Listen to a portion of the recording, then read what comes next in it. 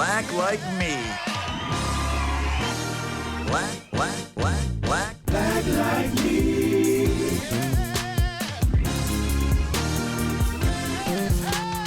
Black like me.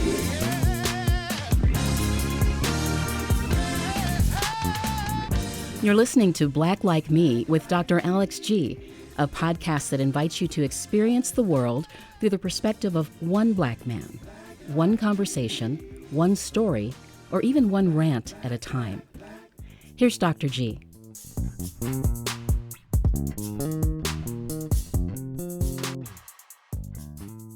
Hey, good people. Welcome back to another exciting episode of Black Like Me with Dr. Alex G. Hey, I am so excited about Season 8 and the wonderful guests that I'm having. I'm getting so much positive feedback on what this season is about, and having these guest hosts come in and drill and grill me about their the thoughts that they have or questions they have about leadership and how I've handled something or didn't handle something or how I might handle it differently. And I just really enjoyed it because ultimately it's helping me to chronicle and to capture my insights about leadership in a way that I can reflect upon and share it with my staff and my team. And I'm really appreciative. And continuing on with this great momentum, my guest today is a colleague and a friend. It's Dr. Karen Reece. She's been a part of my Nehemiah staff since 2011. That's about 12 years. And she is our vice president for research and education. And we have worked together on a day-to-day basis through the pandemic and through all of the racial strife that we've seen in the media, and creating new programs and working through elections and re-elections and failed re-elections.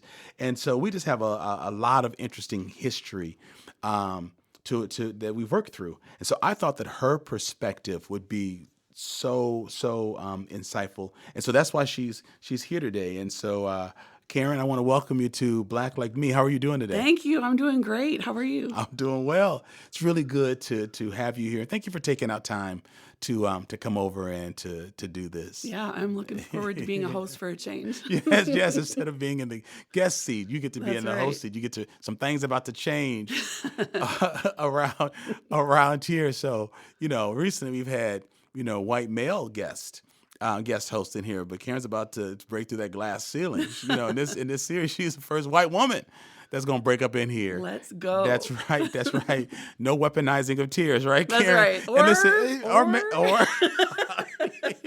And listen, her real name is Karen, and it is Karen. So don't write me and say that is so insensitive calling her Karen. Her mama called her Karen, and so that's why I call her Karen. So listen, let me do this. I'm gonna pass the mic so we can get right into it. Karen's just gonna share just some insight or some story. I don't know what she's gonna say about a memorable interaction that we had years ago that maybe set the course for our relationship, our working together. And then I'm just passing the mic to her to go ahead and ask her questions, and she can just fire away. So, Dr. Karen Reece, welcome to that powerful microphone. Thank you so much.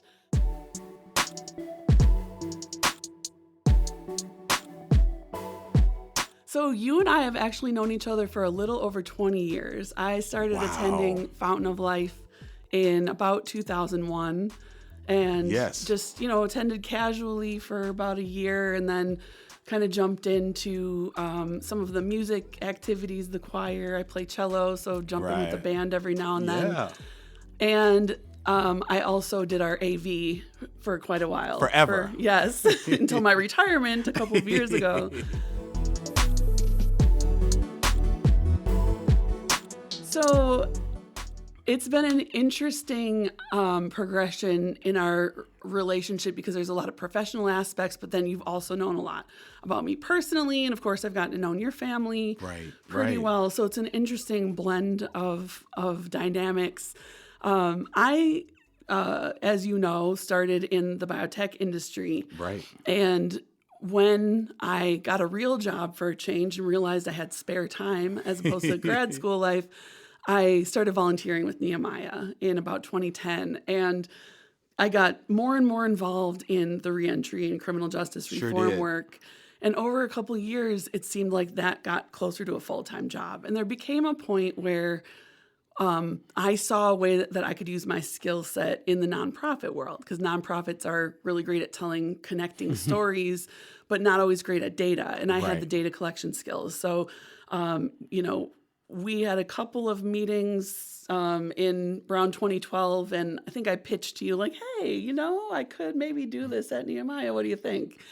And after a couple of meetings, I came on board full-time in 2014, and it seems like yesterday. Wow. Yeah, it's the perfect fit. And yes, it is. I've really enjoyed our work here. But a lot's changed. So when I started in 2014, I was one of 3 full-time employees, counting you. Oh, my gosh. Really? Mm-hmm.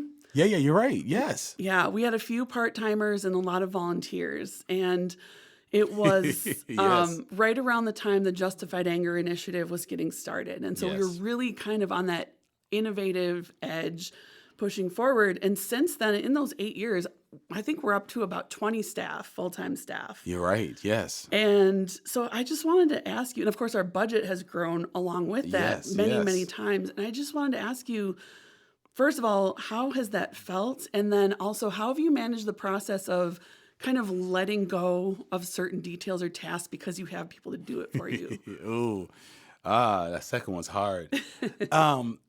I have to say it feels great to have watched the staff grow, because as a visionary, you start something with the end in mind. You hope and you think that this something is going to happen. When it takes so long, sometimes you resign yourself from it and you just think, you know what, I don't care if it never happens. It's probably not going to happen.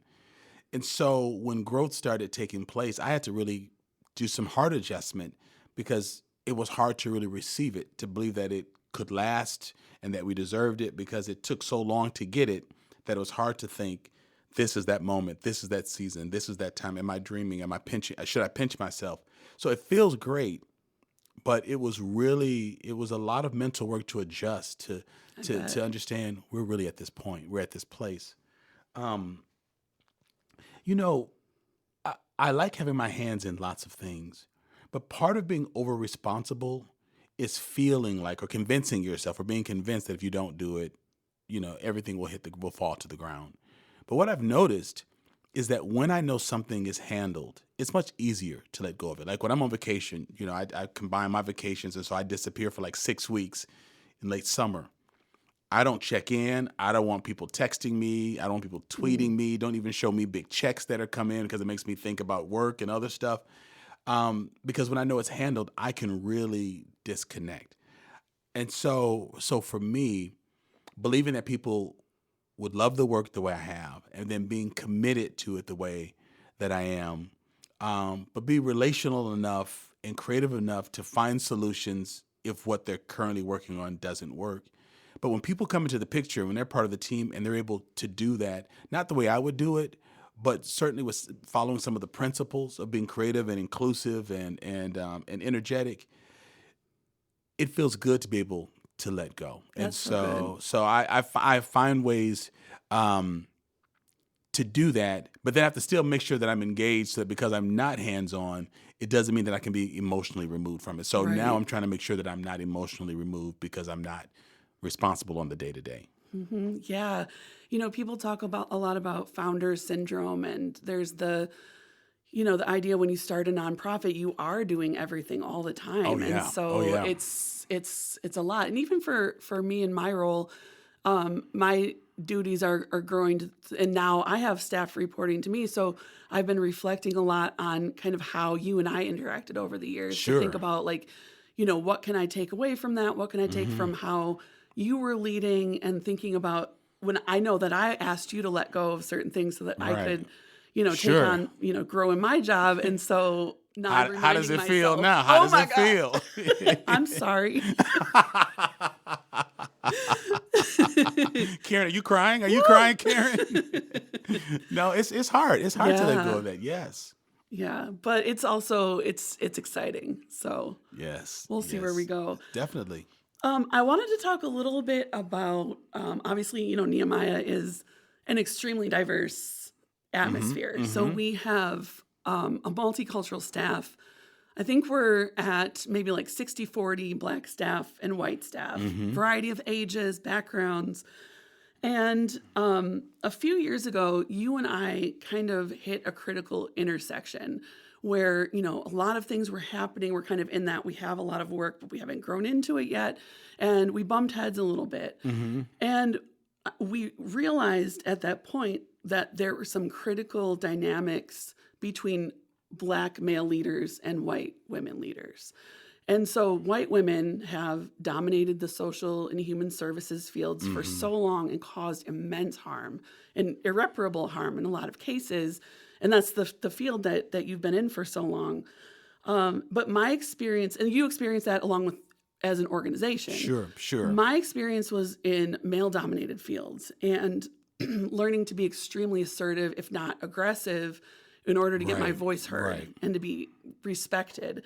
And so those were some of the traits I learned. And so there came a point where in our communication, and I can speak for myself, but it felt like some of those unspoken harms that we'd each experienced kind of clashed. And, we worked through it. But I was wondering if you could just kind of reflect on that a little bit, and how have you managed that, either just with me or other white women that are working at Nehemiah?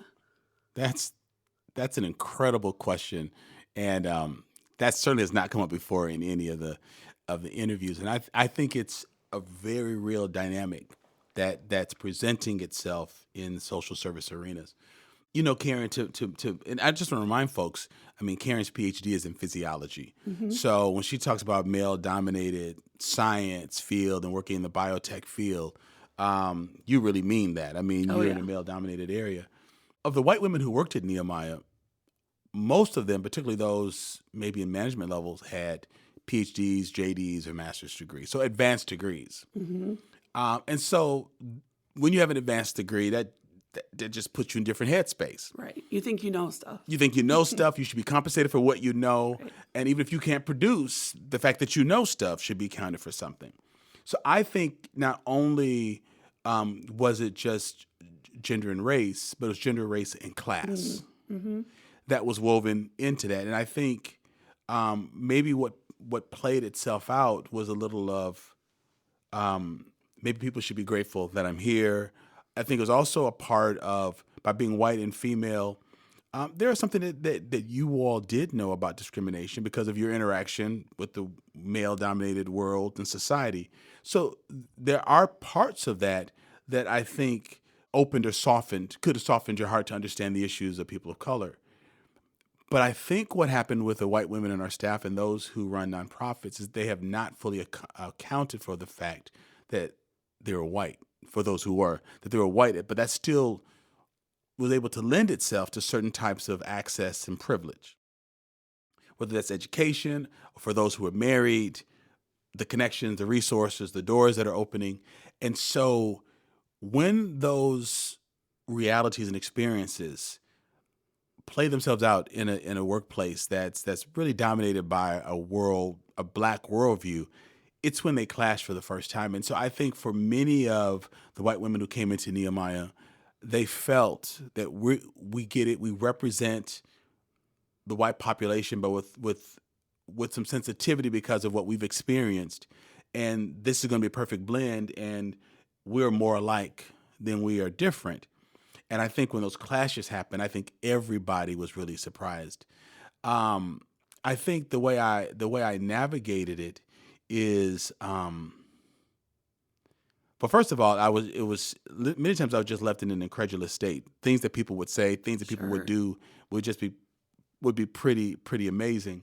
I think in our situation, though, Karen, I'll get to that. I think at some point, I realized you didn't back down from fights. You didn't mind arguments. I'm a strong leader, but I don't like conflict. And so if I can avoid it and think if there's a way to get around it, I don't want to stand on the table and yell. I don't want to threaten, because when I go to those places, I can't come back. That's so right. Part of it is not like it's just being afraid. Once I go out there and go blah, blah, I can't act like that didn't happen. It's like, if I said it, then I got to live with that. To what extent did I really mean it? But what I realized after a number of years and a number of interactions that you were really passionate about the work. So when I find out that I can trust people's hearts, then their actions become secondary. Right. That's how I function in my family. That's how I function in the relationships. And so what I realize is you might have pushed the same way maybe another white woman who led an organization did, or even inside an organization, but had they been around as long? Did they volunteer as long as you did? Did they produce the things that you did? And did they demonstrate that I'm really trying to be an ally? I really want to be. And if I'm not doing it right, share it with me. But I'm trying to make the vision work, and I'm trying to make the vision happen. Sure. So when I reflected back on some of the things that we were talking about, you talked me off a ledge several times, by saying you can't fix this. Let's bring other organizations in and let them do their part. Or the city can't make us do this because that's unfair, that's unethical, or they don't have the right to own our property, our intellectual property, just because they're giving us a $20,000 grant. And you went toe to toe with them and made them change their own rules. But what I realized was you were pushing an agenda, but it was the agenda for a vision that I had set. And it wasn't your own agenda to subvert any of that. And that's a huge difference. If people care about the vision enough to check you or challenge you when it's your vision, like are you deviating? Like, what's going on here? That's a different level than just saying that's wrong. That's not how it's done. That's not how we're going to do it. And I think that helped in some of those, in knocking heads. But I also felt that you were teachable. That if we said, no, this setting, this is what we got to do, or this is what we have to understand, or no, that we can't put the cart before the horse. Here's why we're doing it this way. I also felt that in our interaction, you could share what you thought would be a good way to go. But if I listened and said, okay, but this is what we're going to do, it wasn't like you sulked and said, well, okay, or all right, I'll show up, I'm not really in it. I did that later. Right? Yeah, you did that. you did that on the drive home. Right. You did that while you're gardening. Hey, I'm going to go look at my cucumbers out here, my artichokes. You go outside and just start swearing at the dirt. But I think that's a real tough line, though, Karen. Not a lot of people can do that. Not a lot of people can be that fiery about their understanding of the vision and try not to make it about their own agenda or their own positioning. I feel that was a real important piece. And although we don't talk about this a whole lot because you probably don't want to be the poster woman for this, but I think there's a lot to be said because social services is really dominated by white women. Right. I think that there's a lot to be said about what you've experienced working within that worldview and what happens when your help hurts because you have not listened and you don't have the emotional intelligence to separate your own drive and agenda from the agenda of the leader of the organization. I think that there's lots to be shared because I think that there are good, nurtured people out there, but they've never been checked properly. And so their very actions drive away true diversity efforts. Right. Yeah. And in the early days, I felt a lot like I needed to prove myself. And in reflection, I know that can come across as arrogant or like I am trying to push my own agenda or that I didn't respect what you were trying to do. Right. And so the thing that was so valuable about Nehemiah and Nehemiah's culture is that relational piece. And, we talk to other organizations about this all the time, that when you have the argument at Nehemiah, that means you're in. Like, we want you to stay. Right. Because we need to work this out. Right. If it stops, then that's bad. If it's quiet, that's bad. Right. And that's different than, any other organization that I've worked in before because, it is about, decorum and all those kinds of words where things don't come out in words, but they're manifested in other nonverbal ways. And so it was just a different dynamic. And then the other dynamic between the two of us is you being a visionary and me being an implementer. And so then, I feel like we've gotten to a pretty good place, but it definitely took, just like any relationship, it took a while to see okay, how do I listen? How do I respond in a way that can be heard? And then where's the push and the pull?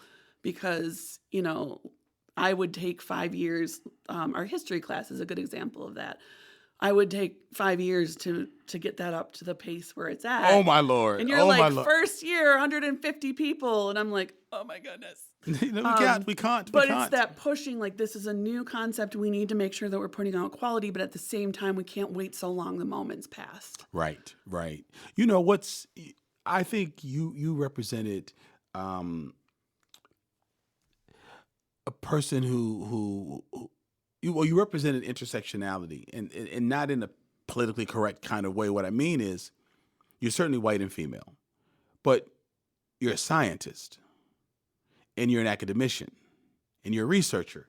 So some of what you pushed was because you're a researcher and not because you're white or female. Right. And I think what happens, and this is why I mentioned intersectionality, I think people use it backwards, where you should represent all of these groups because you're all of this, rather than figuring out how do we unlayer what's going on. Because sometimes Karen is saying something like a biochemist, and not because she's white or female. So let's calm down and not go in like Karen's being Karen. Karen is being a researcher right now. Or a Karen. Right, or a Karen, exactly. And I think that's where organizations that are working to do cross-cultural connections will really miss it. Mm-hmm. I'm loose around the edges by being a visionary, but that has nothing to do with being black, because I have visionary friends who are Korean, who are white or Japanese or Latino, and we love each other because we're like, oh, and then what if it had wings and could fly? And what if it rode in invisible ink? And we all just sort of lean into that, male and female, it just all sort of blends. It all just sort of blends in together. So I think for folks who are listening to this, you can't take everything and put it under the label that fits your obsession in that moment. Well, she's just being a woman. She's just being white. She's just being elitist. She's just being, an egomaniac. It could be just, no, she's being very judicious to details because this is how you do it in the academy. But I'm also very sensitive to timing. And so when I was saying, we got to put this online, I knew, when I say online, we created a 9-week U.S. Black History course that we eventually put online because of COVID. But I sensed that if we didn't do that at a particular time, someone else might try to duplicate it, because we really found a niche. We got like tenured faculty, or really reputable faculty. We got hundreds of people to come out to our church on a Monday night in February. We had something. I don't want to miss the marketability of that. So I think in addition to running an organization, if I weren't doing this, one of the things I would consider is probably working as a marketing researcher, because I know how to feel trends. I don't know how to think through them or predict them, but I could feel something and say, ooh, this is going to be a thing. And so because I can't always explain that scientifically, it's not quantifiably measurable when I have those feelings, but I could just say in my gut, this is something that needs to happen. Right. And how to I can verbalize that, but how do I articulate it in a way that it doesn't just sound like I'm impatient and I want the new next shiny thing? Mm-hmm. So that when it occurred to me that you and Harry weren't just trying to fight me on an idea because I was just excited about it, but we wanted to test it. And I felt like, okay, we had a couple of years of testing it. Well, we don't have the staff to do it because we're so busy setting up for it. My posture was, then I'm going to go get the money. Let's get a contract with the professors. Mm-hmm. Let's get someone to do the videotaping. Let's edit it. Let's create a platform. Let's have something so that we can really get more people into this. And when you all understood that I believed you enough to know that it was an arduous task, that we needed more people to make it work, and that I would go and find the money, there was no pushback because we had time to test. And then there were going to be resources to bring other people in. Right. But we listened to each other. Right. I didn't do that in year one. But I knew we couldn't wait 5 more years, because I know how people come in and just try to run with ideas. Mm-hmm. But I think that's an example of how you have to know that a good idea, good feedback is a good feedback, and not just a visionary's feedback, or not just an implementer's feedback, and not just a black man or a white woman, not a community leader, not an academician. I think we have to understand when good ideas are good ideas and not filter them through whatever label we want to put on people, because if we do that, we can marginalize their ideas, and then you lose out on the benefit of their partnership. Absolutely. And taking people as the whole person, right, everything that they're bringing to the table. And, to be honest, that's probably a big thing missing in a lot of the organizations out there that are working so hard on diversity, equity, and inclusion is getting so hung up on structure. And sometimes it's important in a bigger organization, but getting hung up on structure and hierarchy versus looking at where can I get the value at different places of the organization. Are there places where we need to bend or open up the rules or expand a job description, because that's where we're going to get the biggest bang for our buck with this employee versus staying stuck in structure. And that's one of the things I've appreciated so much about Nehemiah. That's great insight, Karen. Yeah. Karen, I know you're asking a question, but let me just throw this one out. Sure. How long do you think it took for you to not feel like you had to prove yourself in an organization where those you answer to were male? At what point, and is there any synergy between that realization and then increased flexibility of trying newer things when they were presented to you? In some ways, I'm there, in some ways I'm not. So there are relationships I've developed, you and Harry in particular, where we work together frequently on a daily basis and, get to learn your heart and intentions, kind of like you were talking about before. Sure. And so then I know when there's still maybe some sexism, just like, there's still some racism in the things that I say and do. Right. I can identify it and figure it out, whether it needs to be addressed or it's something we just let go. Sure. But there are some people where I know that the reaction or the decision is coming from, a legacy of sexist behavior, or I don't know, just like patriarchal society. Right. Even things like whether or not I can move a table and chairs, and I appreciate people being kind.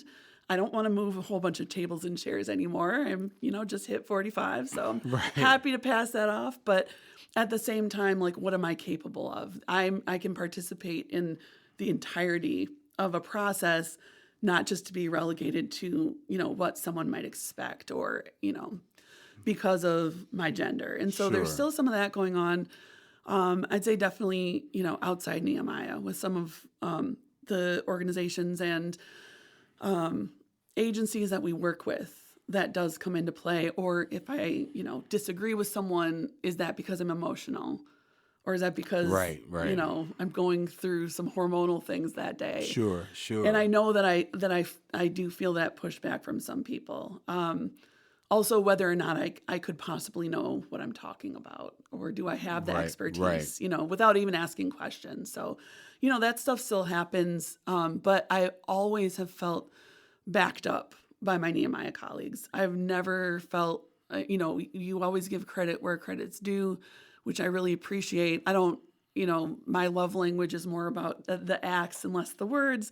But at the same time, acknowledgement is important and getting that respect.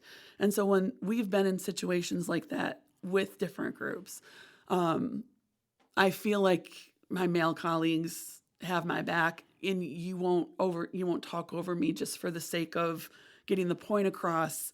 You'll say it in a different way to support what I've already said. And so that makes a big difference. Sure. No, thank you for explaining that. I was just wondering about that. Thank you. Yeah, for sure.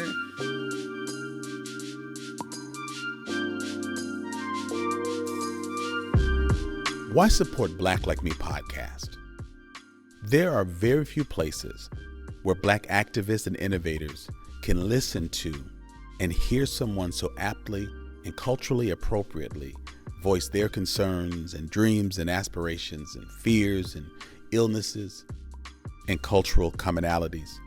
Equally, there are so few places where concerned non-Black thinkers and feelers, readers and watchers, lovers of culture, stalwarts of racial justice and harmony can go to learn, lean in, and to be a quiet fly on the wall in Black spaces and experience deep personal transformation through listening to honest Black people's truth.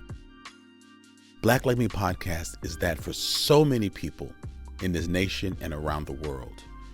Now, while your financial support beginning at as little as $2 a month will get you access to pre-released information, updates, conversations, insights, and exclusive events. Your support also affords us the opportunity to expand the quality and reach of our excellent programming in thoughtful and authentic ways to more and more people. And more importantly, white people need to stop trying to get free shit from black people. All right, seriously, your financial support is a vote of confidence, and it's an enabler of vision and innovation. So why not click that link today and join the movement? I want to thank you in advance for your support and your partnership.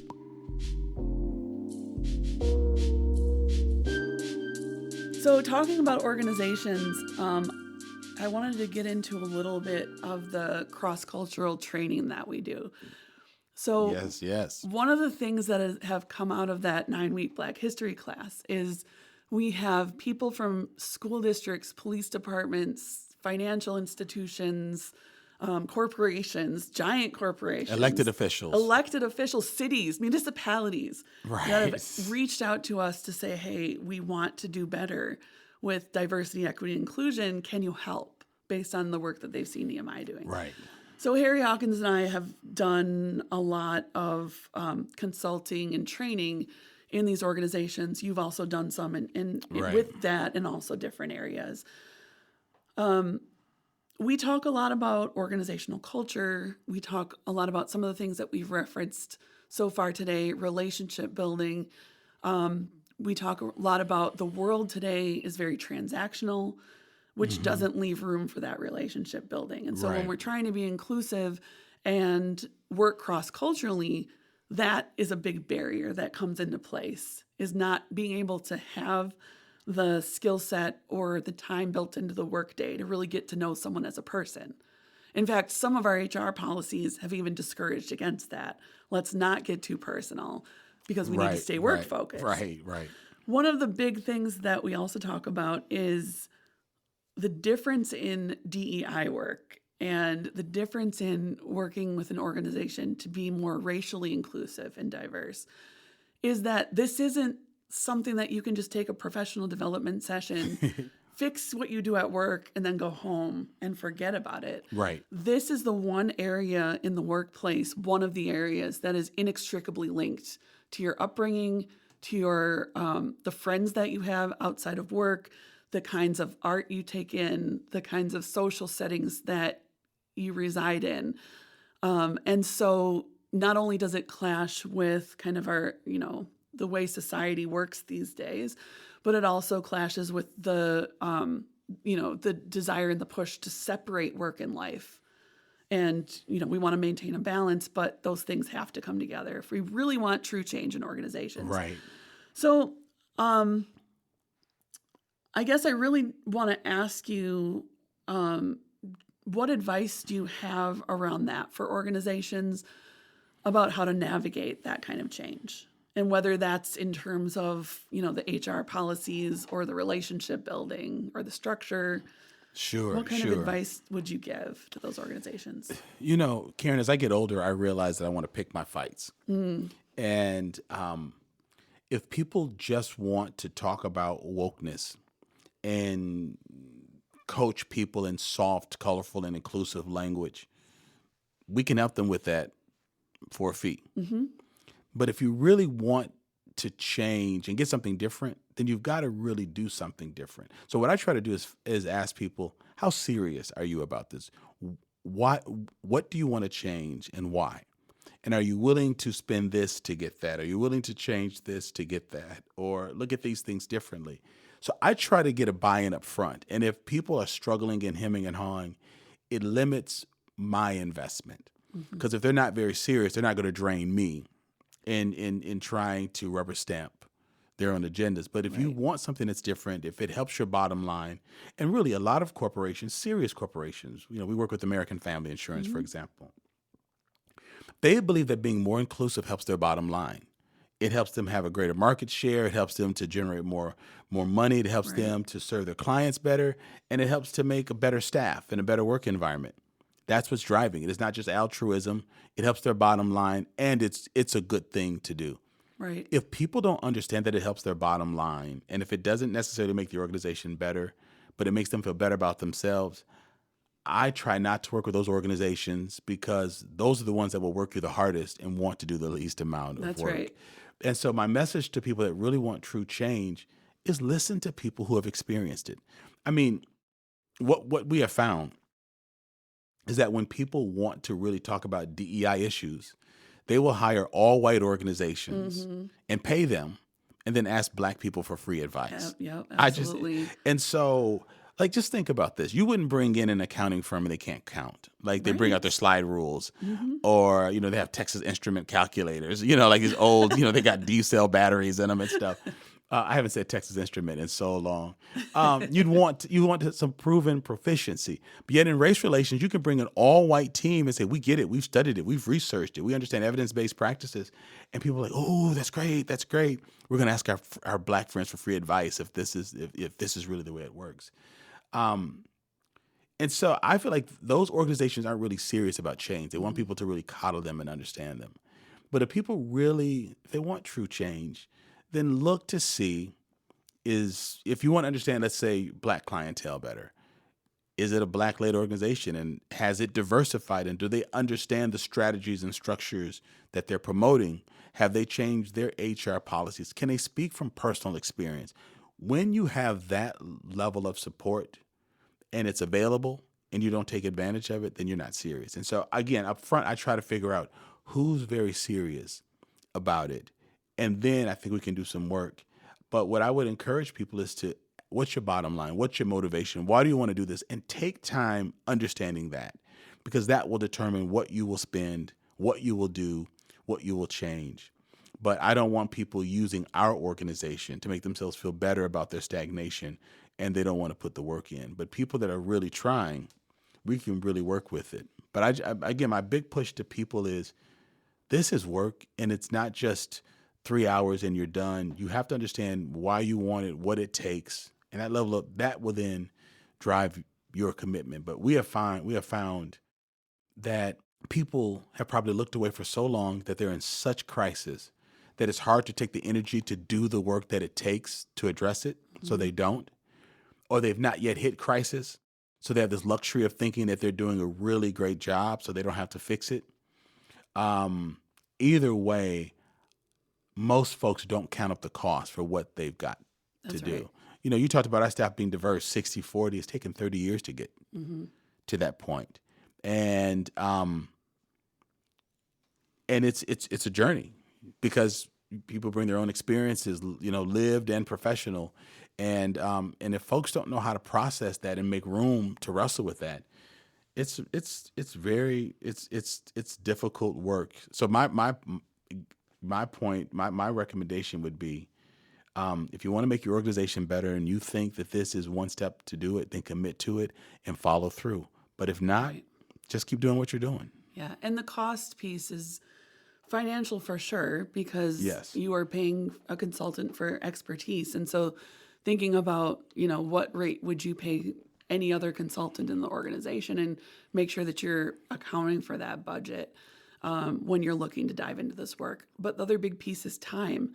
Going back to our Black History classes as an example, it's a total of 18 hours, which is 2 hours per week for 9 weeks. Right. Which a lot of organizations will push back on that and say, oh, we can't possibly make that happen. Can we split it up? Can we condense it? And our answer is always no. This is the course experience. And to an extent, that's part of our training, is to say, if you're going to dive into this work, it takes commitment. And 2 hours a week for 9 weeks, that's a short part of the year. Yes, it is a small commitment in the grand scheme of making entire organizational change, which then affects structures and systems. And that's what's needed for the real long-term change. I don't know who set the expectation for the corporate reality or corporate perspective that you can get this in 15 minutes. I don't understand how people just think you can have a talk or something and we all get it. I think it's hidden in the fact that many employers don't believe that they could have raging racists on their staff. That's right. And I don't mean that these are people who are mean and burn crosses, but they are people who swim in murky, phosphorus-filled waters and their gills get sick, and they're sick because the waters are polluted. And so I see folks who are racist as being people who have had the ugliness of racist systems wreak havoc on them, even if they're white or white and male, that they're a victim of all of this ugliness and messiness as well. Right. And so, but I think everyone is so certain that this is not the case. So when a young white guy shoots up a supermarket in Buffalo, everybody's shocked. When these things happen, no one says, "I saw that coming." How after all of these realities do you not think that these people don't exist anywhere? The slave owners didn't really mean it. They were trying to introduce Christianity to the savage Africans, or they were just trying to keep women safe, or because there's no room built in people's realities that these attitudes could exist. I think it is sort of a rubber stamping process, because we're not really training this out of people because it's not in them in the first place. So I'm not going to insult my good staff by assuming that they might have some of these tendencies. Right. And I think that that's how it keeps backfiring in the workplace, because they assume it's not there. Absolutely. And it parallels kind of other things we've talked about in this conversation, which is 40 years of sexual harassment, required training in the workplace. And we know that a lot of that is still happening. Well, that's where it happens mainly. Exactly. I mean, it's not happening in the grocery stores. It's not happening at the pharmacy. Right. Not to the same degree in which it's happening at work. Mm-hmm.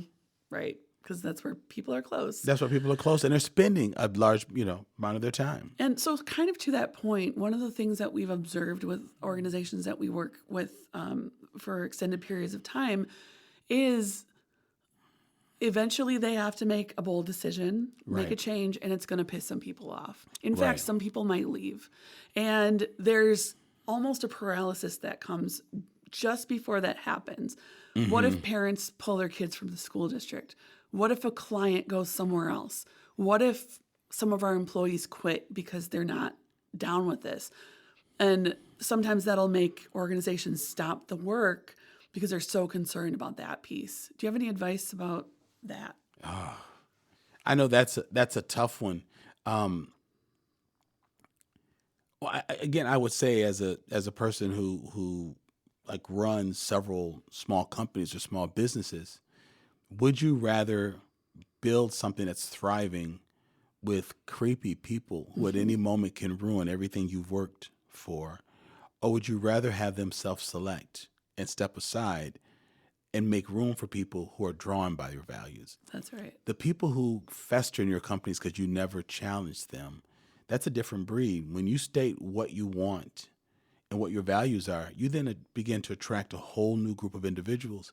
So in order to become the kind of agency or organization you want to be and your clients deserve to have, you've got to be willing to let go of some of those individuals who are being challenged because you can't make those comments. You can't tell those jokes. You can't touch people's hair. You can't pat people, in inappropriate places. You can't do those things. And if you like this company because you think you can get away with it here, that's all the more reason to cut them loose. But I think a lot of these companies have to grow a spine. And maybe what it comes down to is if they check that employee, if they check Charlie, then they might have to check their Uncle Ernie. That's right. Yeah. That if they now have to check their brothers or their sons, like this stuff is not happening in a vacuum. People are seeing it. If you're making lewd comments, you're not just sitting at your cubicle saying it to yourself.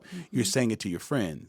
And they're not saying, shut up or I'm going to tell HR. They're like, hey, they might not be saying yeah, but they're not saying no either. People aren't just sitting up making these crazy comments. They're sending these caricatures to people. They're texting them. They're using intranet.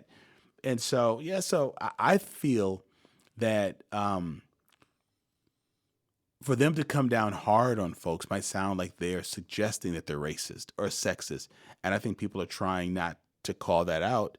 And so these people are safe and have great job security and continue to be part of the problem. That's right. And reframing that issue. So not only, how many employees have you lost because you haven't dealt with this issue? You've already lost some. Why, don't you want to lose this one? Right. And also, you sort of said this, but then if you do lose those folks, then what about the new clients you might get that see the move that you took, or now you have open positions where you can now, execute your diverse hiring plan that we helped you with. And who can you bring into that organization that now may feel safer because some of the more extreme folks are not there anymore. Definitely. May I ask another question? What do you think? Well, sure. I'm thinking about the white savior complex. Or I'm going to get slightly theological here for just a moment.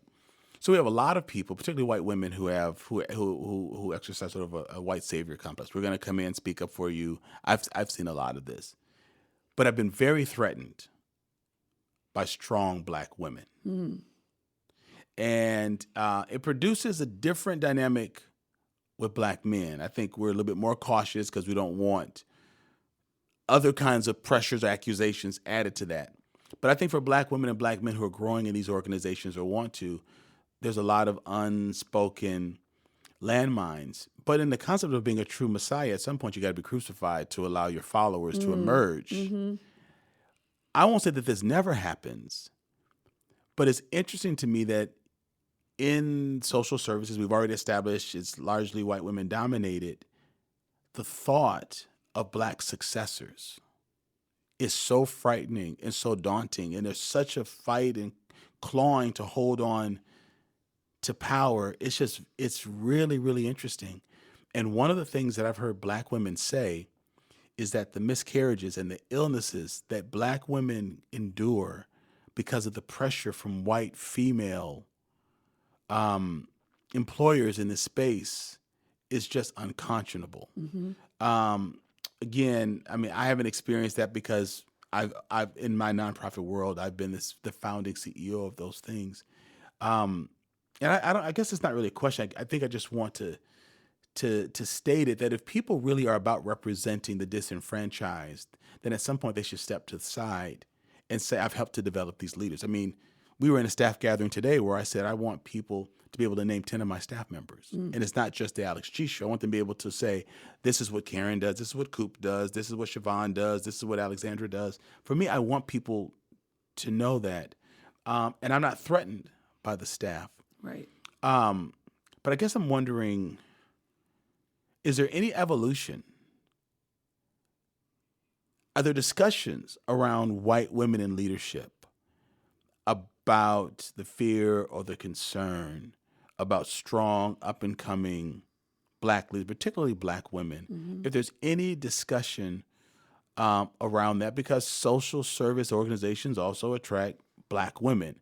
And I think that there's a big showdown that happens in the workplace that's causing Black women a lot of health issues because they feel this strangulation happening from these white women in leadership. Well, first of all, I think that is a great idea for another podcast episode. I think you could dig deep into that. I mean, there's so many layers that come together, kind of like what we were talking about earlier, where now you have women who are fighting, to break the gender barriers to come into positions. And so, white women are still experiencing that, where I can't get to where, the level in leadership that my expertise in education and, should allow me to because of, gender barriers. And so then there's kind of backlash and infighting amongst women because who should get there? And then white women not acknowledging the extra layer of oppression and challenges that Black women have because you're not just dealing with gender, now you're also dealing with race. And white women can't possibly imagine what that is. And can't compete with it. And often white women will conflate those two things. I know what it's like for you to be Black because I'm a woman and I've experienced oppression. Like, that's ridiculous. I understand. I've been there before in thinking. Sure. And I understand how we get there, but it's so important. Like, anybody's lived experience, if we don't have that identity, we can never, ever understand that. That's a great point. We can empathize and we can advocate based on what we learn from people. We can use our privilege in those places, but we can never, ever understand it. We can never, ever know for sure the solutions. And so I think there's a lot of things in what you just brought up notwithstanding generational bias and what's baked into the waters we're swimming in about who deserves to be where, and assumptions about who has expertise and who doesn't. Even people with equal educational and employment histories, one thing that we don't bring in a lot is that lived experience. Right. And so if your identity has allowed you to get expertise in a certain area, that should be considered an asset that you're bringing to an organization.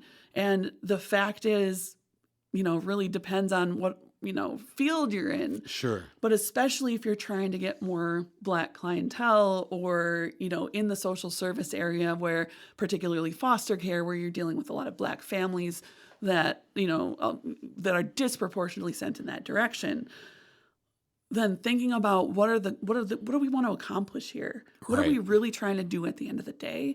And that needs to determine who's coming into that office. Now, that doesn't mean that we're only going to select people because, their race makes them qualified. That's not ever what anyone's saying here.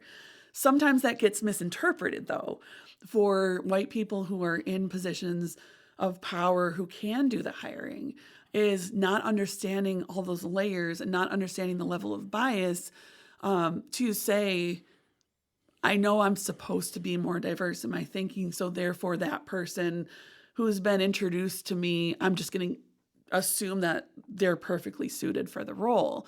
And that's taking it too far the other direction. So it's really just about using our brains, using best practices, but also digging into our own personal bias to figure out why we're making a decision. Yes. Everybody, we want to be in charge. I don't know how to answer the question about why people are so afraid of losing power, or the racial shift in our power structures. Right. That's bizarre to me. And I think it's just a historic thing that we've learned. Anyway, I'm rambling. No. I mean, you're bringing up all these interesting things that I think is worthy of its own mini series or sub episodes or whatever you want to call them, because you have white women in these spaces who may not have Black colleagues outside of that space, who many times do not. Right.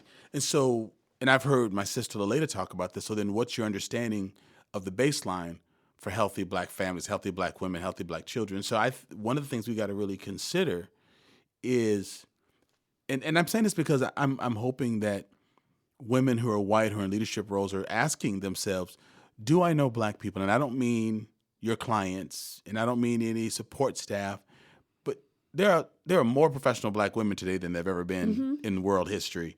And so, and if you don't know people, it's because you haven't really tried. But how do you get to know people outside that space so that it begins to shape and shift your perspective? So that's one of the things I would say to the white female listeners here. Who do you know? Who can speak truth into you? Who gives you a different perspective on the world? And they're not your Black consultant. You don't just talk to them about Black stuff, but you know them in other settings, in other arenas. I think that piece is very important. Otherwise, it will always play itself out. And I think that's right. That's part of what you and Harry and our Nehemiah ethos is shared with clients who ask us to come in to do, the buzzword is DEI, but we call it cross-cultural leadership development. Who do you know? Because if you don't have real relationships outside of work, how do you promote that when you come to work? And so that's just something I think people have got to do. And Karen, I can share this because I know you. You wouldn't say it because it would sound like it's like you're just patting yourself on the back. But Black women outside of the workspace. Black women in workspace, but many of the ones that that are very strong, community-oriented, respected, leadership roles, assured in who they are, not threatened by you or your role or your education. But these folks, you socialize with these folks, and that brings a perspective when you're at work or when you're engaging or when you're training, and you probably can tell when people are talking from a perspective where they do not have a personal friend of color, and it affects how they think about race relations. And you can't train on something that you haven't. Exactly. You can't learn that in a book. That's the lived experience. Exactly. So that's so important. Well, Dr. G, this has been so interesting. And I thank you so much for this opportunity. Of course. I really appreciate our conversation. Is there anything else that you can think of that we didn't hit on or you were hoping to say? No, I think I love the questions, and I realize having a white woman and a black male who work together, who've known each other for 20 years, who've helped to create programs and projects and tools together to have a discussion around race, particularly at this time, is really important. And what I love about this podcast is people get to hear the kinds of conversations you don't hear in other places. Like, we're not bantering, we're not yelling at each other, trying to make a point. And so I appreciate what you have shared. So thank you so much. Thank you.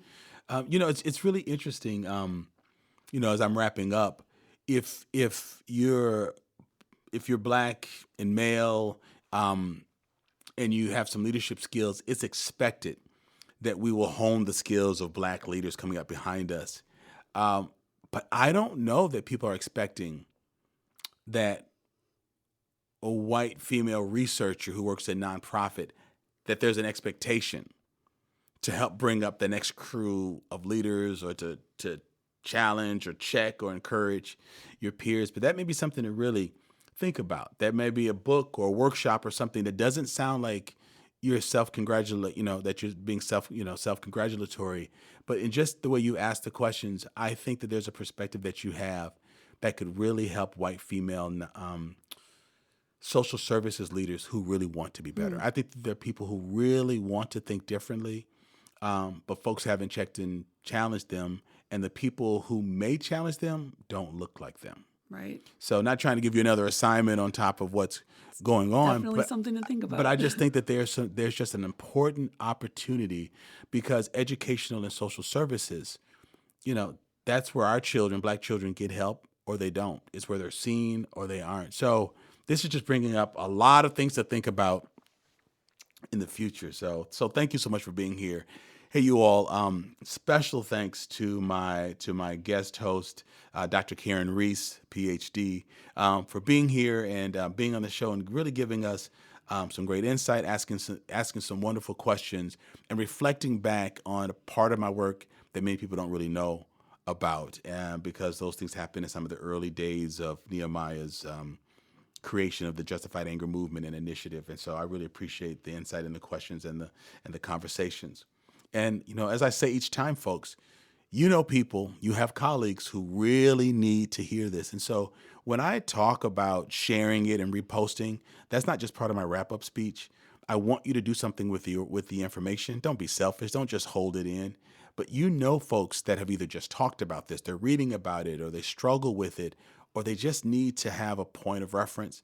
Make this episode available. Do whatever you do. You know how you get information out, but get this out. And while I'm on this subject, write a review. Click the link and become a supporter. Do something that really connects you more with what we're trying to do here. This is a great platform for challenging the way we think so that we can become different people who make the world better. And that's what I really want from my Black Like Me podcast listeners. So thank you so much for leaning in, for learning, for stretching, but also being selfless with this information and putting it out there so that others can grow. I want you to have a great day, and thank you so much for being a Black Like Me podcast listener. Black Like Me. Black like me. Wow, I really enjoyed today's conversation, and I know that you did too.